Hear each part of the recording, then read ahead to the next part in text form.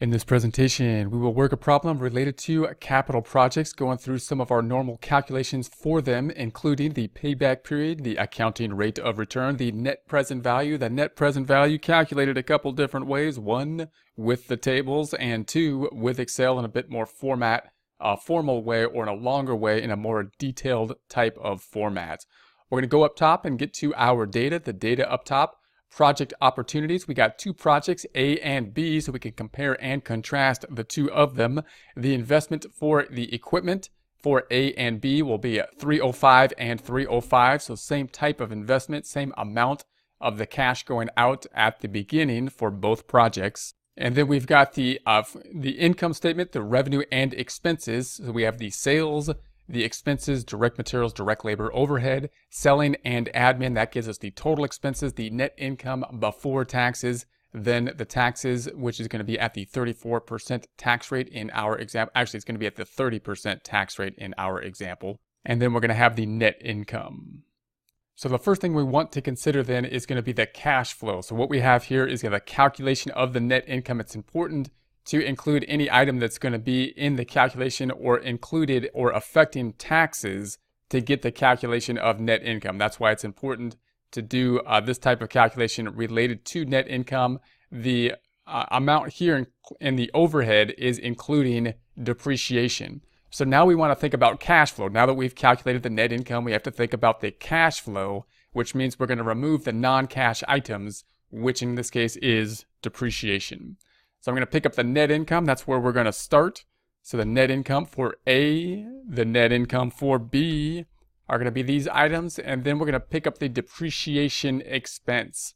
So the depreciation expense, and we're going to add that back in because we're saying it's going to be included in the overhead number. We need to add it back in for cash flow. We're just going to use straight line depreciation. There's no salvage value, so we're just going to take the amount or the cost divided by the number of years, 5 and 4 for A and B respectively. So let's go back down. We're going to say in B22, I'm going to say equals. We're going to go back up and we're going to pick up the investment cost, 305,000 divided by the years or useful life, 5 for this item for A. And then B, we're going to do the same thing. I could autofill it across, but we'll pick up the number so we can see the 305,000 divided by 4 years. And there we have the depreciation. Therefore, we're going to get the expected net cash flow. The expected net cash flow is going to be the sum of those two, adding the net income plus the depreciation because it reduced net income and we need to add it back because it's not a cash flow item, although it is an expense item. I'm copying this across, so we're adding those up. This is what we think our cash flow, expected cash flow will be.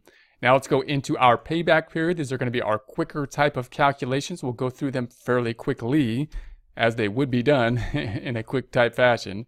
So we're going to say that the cost of the investment is going to be equal to, we'll scroll back up top, the 305 and the 305. I'm going to say enter. I'm going to autofill it across and it'll pull over the other 305. I'm going to autofill because it picked up the relative cell. So it went from C, right, B to C from doing that. Okay, so then, but the amounts are going to be the same because it was the same for the two investments. And then we want the annual cash flows, which we just calculated right up top, right up above, right here. It's going to be 124,700 and equal to the 117,550. And that's going to give us our payback period, which will be equal to the 305, the cost, divided by the cash flows, and that'll give us the 2.45. Notice the formatting of the cells. We added decimals here. If you're formatting your own worksheet, you'd have to add decimals to make sure you're picking up the decimals. We got the 305 divided by the 117,550. In other words, it's going to take 2.45 years to get paid back for our original investment for 305. It's going to take 2.59. Therefore, A would seem better in relation to a payback period type of calculation. Let's think about an accounting rate of return to compare these two. Accounting rate of return type of calculation. So we're going to have the annual tax net income is going to be our starting point. This is going to be equal to the 63,700 tab equal to the 41,300 It's going to be our starting point. Then we're going to calculate the annual average investment.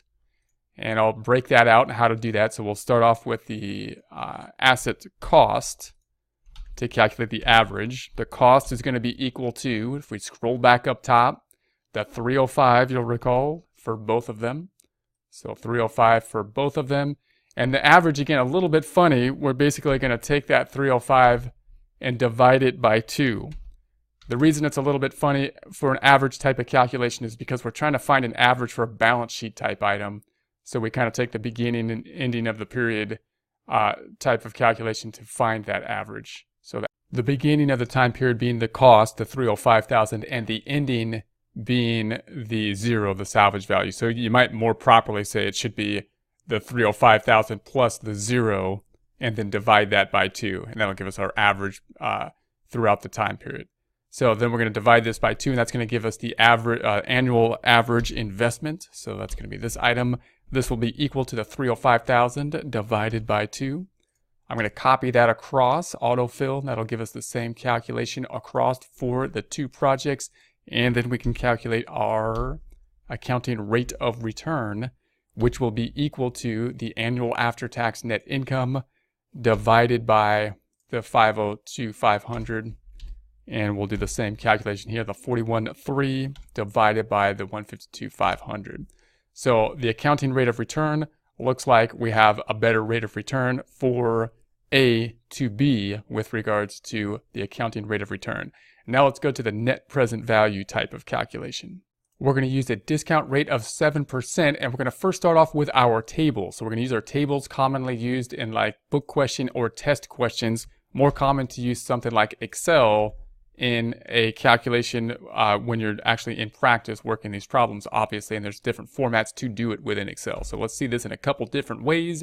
We're going to say there's going to be the annual cash inflow. The annual cash inflow is going to be equal to, if we scroll up top, the 124,700, and that's going to be equal to our cash flow for B, 117,550. And then we're going to take the present value of an annuity from the table.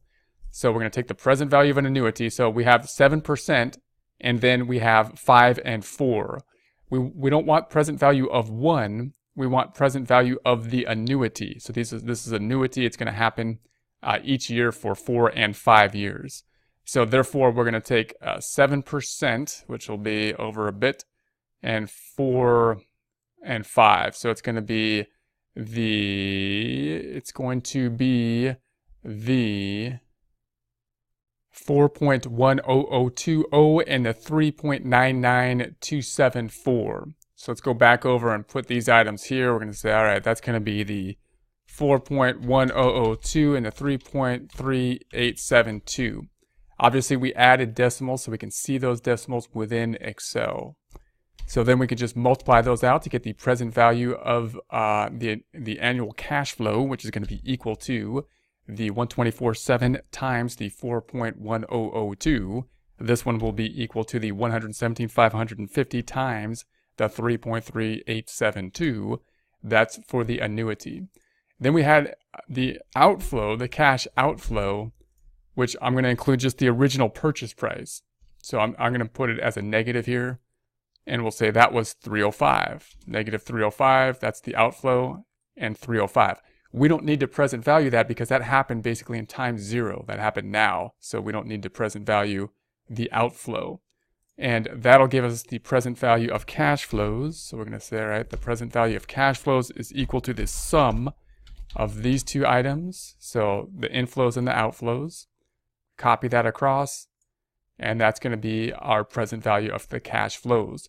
So given those two, A looks to be better than B with the present value of the cash flows at the discount rate of the 7%. Let's do the same calculation using Excel, and we'll use kind of a quick method and then basically a little bit longer type of method, which gives us more detail. So first we're just going to use formulas, present value formulas, and we're going to type in there, I'm going to use the kind of quicker formula method. So I'm going to say negative because I'm going to flip the sign to make it a positive number instead of equal. Present value, I'm going to click on the present value. First we need the rate. So the rate is going to be 0.07. We're going to hard code it or type it in there. And then I'm going to say comma. We're just following along with the instructions down here. That's going to be in periods, the number of periods. So the number of periods for this project, if we scroll up top, is 5. So I'm picking that up, which is going to be B4. So here's what we have so far, comma. And then the payments, because this is an annuity format, we're going to pick up the annuity payments up top. And that's going to be it. Tab, and that'll give us our same number here that we calculated using Excel. We'll do it again for this side. We're going to say negative to flip the sign. Present value, the rate 0.07, comma, number of periods is going to be, if we scroll back up, this is different here, it's 4. Scrolling back down, so I picked it up there at C4, comma. The number of payments is going, the payment amount is going to be this 117,550. And there we have that, and that matches this number here, so that looks good. And then we're going to have the cash that was paid. We don't need to present value that, it's going to be the same. And that'll give us our same present value of cash flows. If we add those up or subtract them out, I'm going to sum them because one's a negative, one's a positive. That gives us our same number. So that's a bit nicer way to do it. Notice that both of these methods don't give us a lot of detail. We're pretty much dependent on the table or dependent on Excel. We may then want to break this out on a year-by-year basis. Look at the cash flows per year and then present value each year. And I would recommend this kind of format. So we'd say, okay, years, we're going to say year 0. And this is one of the most confusing pieces, to pick up year 0, because you often need year 0 because that's when the initial investment happens. Year 1, year 2, year 3, year 4, year 5, and then we're going to have the total. And then we're going to have the costs, which I would typically break out into some subcategories depending on how many we want. I'm going to say the cost up top is going to be the cash flows. These are the cash flows that I'm going to label in a few different categories.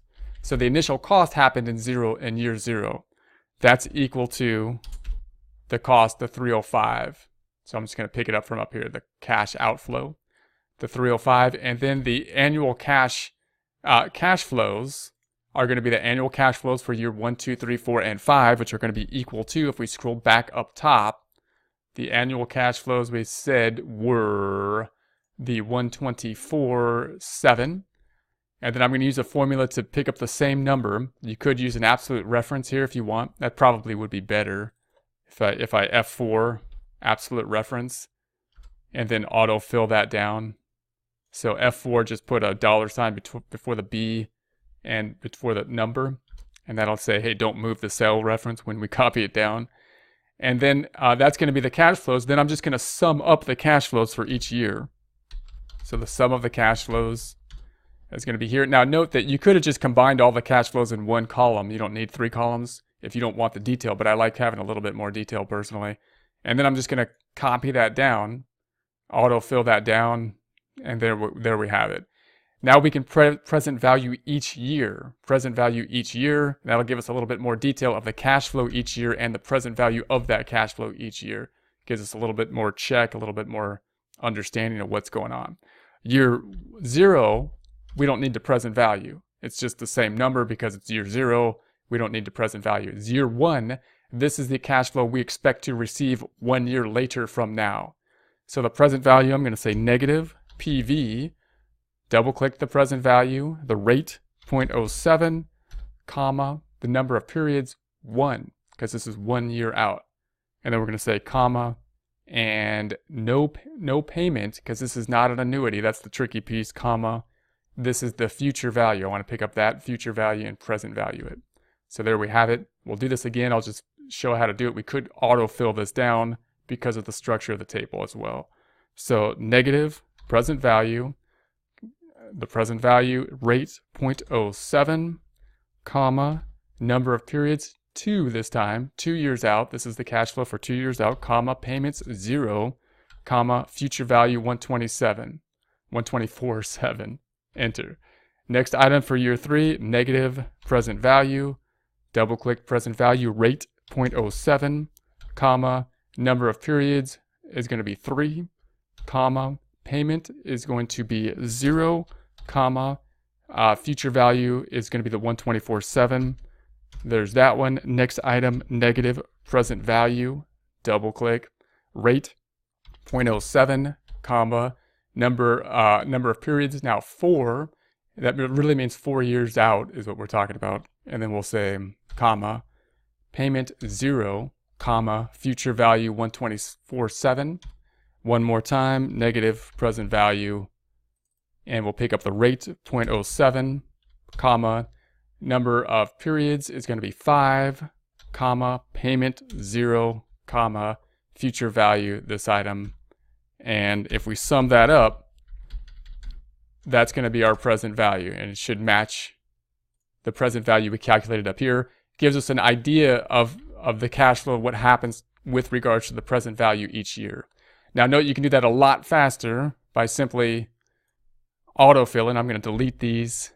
This one, because of the format of the table, we should be able to autofill it down. So I'll simply select that item, autofill it down, and there we have it. It should be good to go, and it's pulling down the proper number of years out. The interest rate is hard-coded, so we're good there, and we come out to our same check number. So it's good to have a nice little check number that we can use a couple different ways as well with these types of things. Now for project B, same thing. We're going to say, all right, project B had year 0, 1, 2, 3, 4, and total. And then we're going to say that we had an initial cost for project B, which is the 305 as well. So 305 for project B.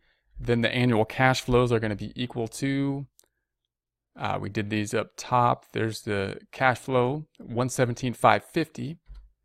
And that's going to be the same all the way down. So I'm going to double click on it. I'm going to absolute reference it, F4, $ before C and $ before the 23, enter. Then we can autofill that down to the 4 years.